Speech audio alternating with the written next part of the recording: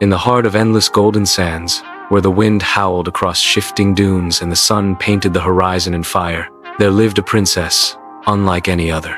She was known as Seraphina, the desert princess, the daughter of the sands. The desert itself seemed to obey her call. When she raised her hands, the wind slowed to a whisper. When she walked, the dunes curved gently as if bowing to her. At night, she would sit beneath the stars, speaking to them as though they were guardians watching over her. Her people believed that the desert had chosen her, that its spirit flowed in her veins. For this reason, she was both cherished and feared, for anyone who dared to betray her would face the wrath of the desert storms.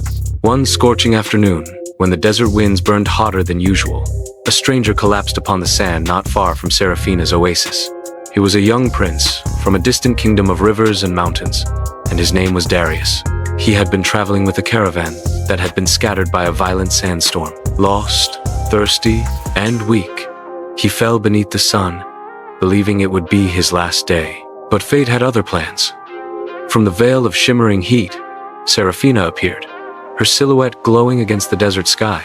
With her gentle touch, the winds calmed, and she brought him to the shade of palm trees where sweet water flowed. When Darius opened his eyes, he thought he had been saved by a spirit. Her beauty was unlike anything he had seen, her hair dark as midnight and her eyes golden like the dunes themselves. She spoke little at first, her voice soft but commanding, telling him he was safe, yet a guest in the land of the desert. Grateful and humbled, Darius bowed his head, and from that moment, something stirred between them, something as fragile as the desert bloom and as strong as the endless sands. Days turned into nights, and Darius remained under her care. She guided him through her world, showing him the hidden treasures of the desert that outsiders never saw. He witnessed an oasis that bloomed with lilies at midnight, fireflies that danced like falling stars, and sand dunes that glowed silver under the moonlight. She told him stories of the desert spirits, of warriors who listened to the stars for guidance, and of the oath she had made to protect her kingdom with her life. He listened to her every word, his heart beating faster each time she smiled, and she too began to feel a warmth she had never known. But love in the desert was not so easily accepted. Her people whispered among themselves.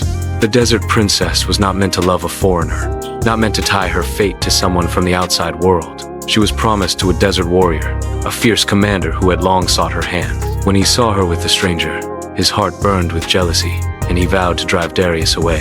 The desert itself seemed to share his anger. Each time Seraphina thought of leaving with the prince, storms rose, suddenly, cutting off the horizon with walls of sand. It was as if the desert spirit itself refused to let her go. One night, beneath a sky filled with countless stars, Darius confessed his heart. He told Seraphina that though he had a kingdom far away, he no longer cared for thrones or crowns. All he wanted was to remain by her side, even if it meant living forever in the desert.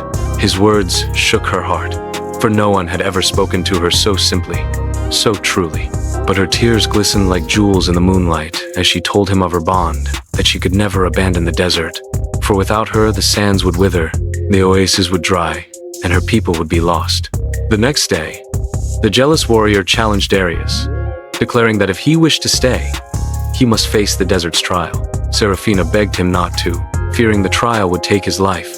But Darius's love gave him courage. He stepped forward, declaring that for Seraphina he would endure anything, even the wrath of the desert itself. The trial began at sunset. He was led into the heart of the dunes, where the winds raged and the sand stung like blades. There, the spirit of the desert tested him with illusions. He saw visions of endless water and safety, visions of golden palaces, visions of his own kingdom calling him home. But he resisted each temptation, whispering only Seraphina's name, holding her image in his heart like a guiding flame. When the storm cleared, he stood battered but unbroken. The desert spirit, ancient and unseen, acknowledged his love and strength. It whispered to Seraphina that this man had proven himself worthy not as a conqueror, but as one who loved without chains. For the first time, the desert softened. The winds grew gentle, and the night sky glowed brighter than ever before. Seraphina ran to him, her eyes shining with tears, and in her arms, he felt the warmth of a home he had never known. The people who had doubted now bowed to the bond the desert itself had blessed. From that day forward, Darius stayed with her, not as a stranger, but as the chosen one who had earned the desert's trust. Together, they ruled with kindness, walking hand in hand across the sands. Their love as eternal as the stars above and as unshakable as the dunes below. And so the tale of the desert princess and the stranger prince lived on, whispered by the winds, carried by the shifting sands.